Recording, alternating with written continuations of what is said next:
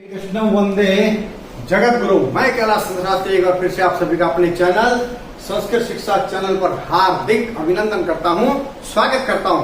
प्रतिदिन की भांति एक बार फिर से वही आप सभी से विनम्र निवेदन कि यदि आपने अभी तक मेरे इस चैनल को अर्थात संस्कृत शिक्षा चैनल को सब्सक्राइब नहीं किया है तो सब्सक्राइब कर लीजिएगा, साथ में बेल आइकन का बटन अवश्य दबाइएगा ताकि भविष्य में आने वाली सभी वीडियो का नोटिफिकेशन आपको प्राप्त हो सके।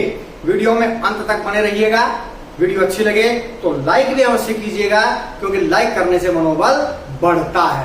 साथ में वीडियो को शेयर भी अवश्य कीजिएगा ताकि आपके मित्रगण भी आजकल जो अपठित अवबोधनम के अंतर्गत प्रश्नों के उत्तर छाट रहे हैं वो भी पढ़ सके, समझ सके, जान सके कि प्रश्नों के उत्तर कैसे छाटे जाते हैं, जिससे पूर्णांक हमको प्राप्त हो सके। तो चलिए चलते हैं आज के अपने उसी पुराने विषय की ओर, अपठित अवबोधनम।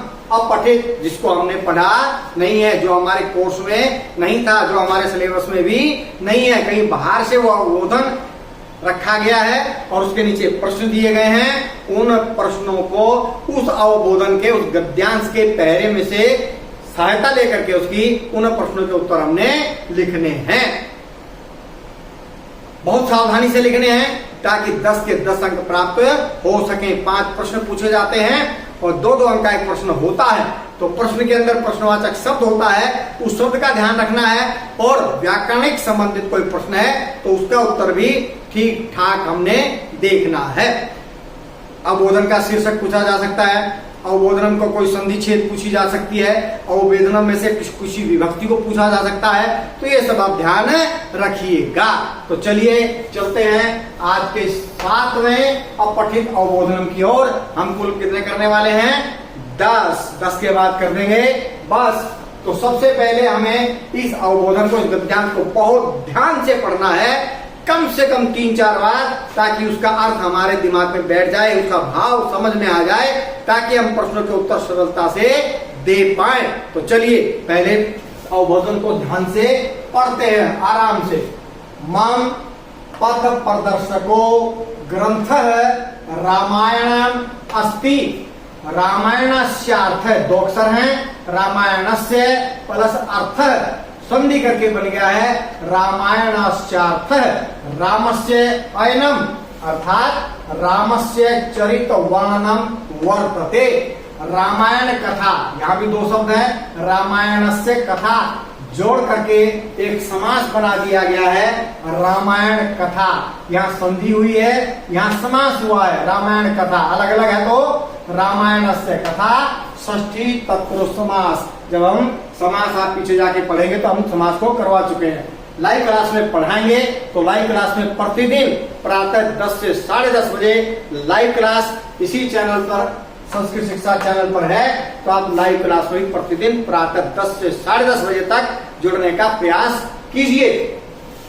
महर्षिणा वाल्मीकिना लिखिता अस्मिन् ग्रंथे पिता पुत्रयोः स्वामी सेवकयोः च अनुकरणीय चरितम अस्ति। तो पहले को हमने पढ़ लिया, अनुबंध को हमने पढ़ लिया है, अवबोधन को। तो अब जो प्रश्न है उनको पढ़ करके उसके उत्तर देने हैं। चलिए चलते हैं प्रश्न नंबर 1 की तरफ। रामायण से कह अर्थ है अस्ति। तो रामायण से अर्थ है अस्ति, जहां पर लिखे हुए शब्द हैं वहीं पर इसका उत्तर भी है। ये प्रश्नवाचक शब्द है कह, और इसके स्थान पर हमने वो उत्तर वाला शब्द लिखना है और फिर ये पूरी पंक्ति उत्तर वाली बन जाएगी। चलिए पढ़ते हैं। मम पथ प्रदर्शको ग्रंथ रामायणम अस्ति। रामायण से अर्थ है, रामायण से अर्थ है, ठीक है। कह तो ये हो गया रामस्य अयनम। क्या हो गया इसका उत्तर? रामस्य अयनम। रामायण से अर्थ जोड़ कर क्या लिखा? रामायण से अर्थ है। तो ये इसका उत्तर हो गया। किसके स्थान पर लिखेंगे? कह के स्थान पर। तो चलिए शुरू करते हैं। रामायणस्य,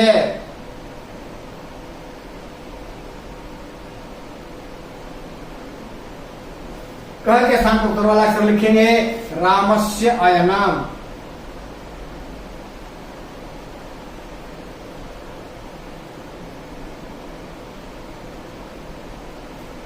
और उसके बाद क्या है, अर्थ अस्ति, लिख देंगे यही।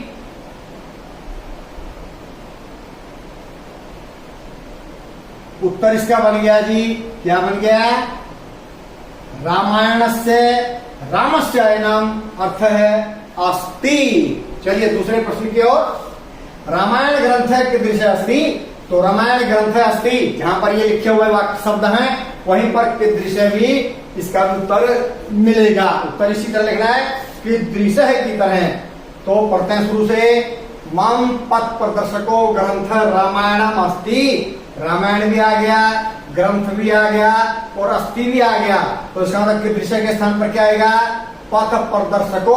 इसी की तरह लिखेंगे तो पथ प्रदर्शको न लिख करके क्या लिखेंगे, पथ प्रदर्शक है, विसर्ग का ही ओ बनता है। तो यहां से लिखना शुरू करेंगे, रामायण ग्रंथ है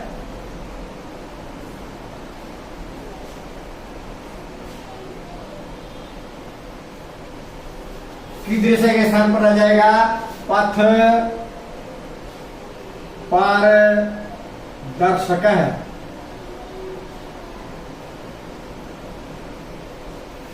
और उसके बाद अस्ति, कीदृश पूछा, कीदृश कैसा है, तो पथ प्रदर्शक है अस्ति। ये हमने दूसरे प्रश्न का उत्तर दे दिया है, रामायण ग्रंथ है, पथ प्रदर्शक है अस्ति। अगला, रामस्य इति पदे का विभक्ति, रामस्य बालकस्य छात्रस्य कृष्णस्य देवस्य की तरह ही बना हुआ है रामस्य। तो इसमें कौन सी विभक्ति आई, षष्ठी। शब्द रूप आपको कम से कम एक तो शुरू वाला कर लेना चाहिए, देव राम छात्र कृष्ण आदि एक भी याद करेंगे तो उसकी सहायता से अनेकों शब्द रूप हमें पता लग जाते हैं। तो रामस्य इति पदे,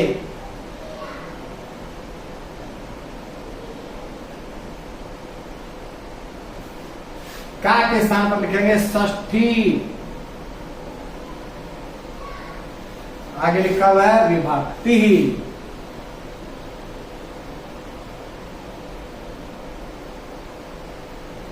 उसके बाद पूर्ण विराम लगा देंगे।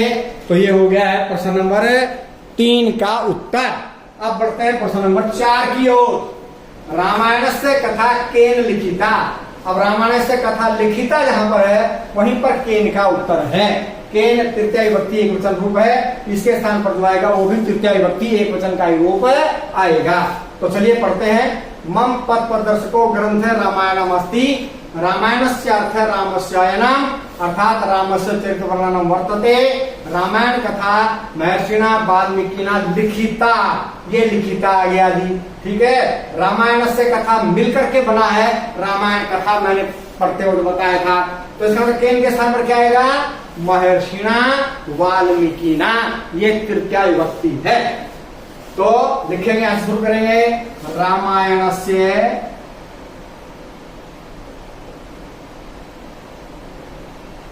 कथा केन के स्थान पर आ गया महर्षिणा वाल्मीकिना।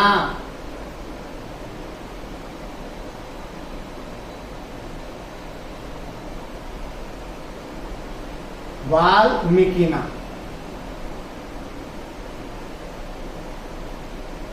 और अंत में लिखिता। तो इसका उत्तर हो गया जी पूरा। रामायण से कथा महर्षिणा वाल्मीकिना लिखिता। अंतिम प्रश्न 5वां।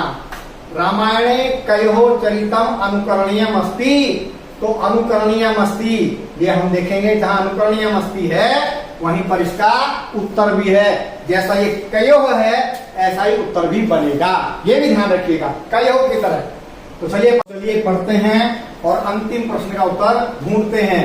मम पथ प्रदर्शको ग्रंथ रामायणम अस्ति, रामायणस्य अर्थ रामस्यायनम अर्थात रामस्य चरित्र वर्णनम वर्तते। रामायण कथा महर्षिणा वाल्मीकिना लिखिता। अस्मिन् ग्रंथे पिता पुत्रयोः कयोः पिता पुत्रयोः स्वामी सेवकयोः च। उसके बाद चरितम अनुकरणीयम अस्ति। तो कयोः के स्थान पर इसके जैसे उत्तर कौन सा आएगा, पिता पुत्रयोः स्वामी सेवकयोः च। तो चलिए उत्तर लिखना आरंभ करते हैं रामायण से। रामायणे कयो के स्थान पर पिता पुत्रयोः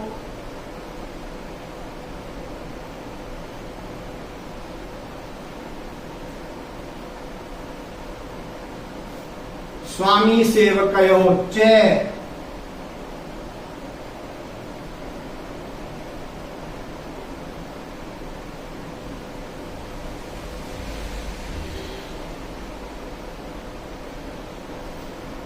चरितम्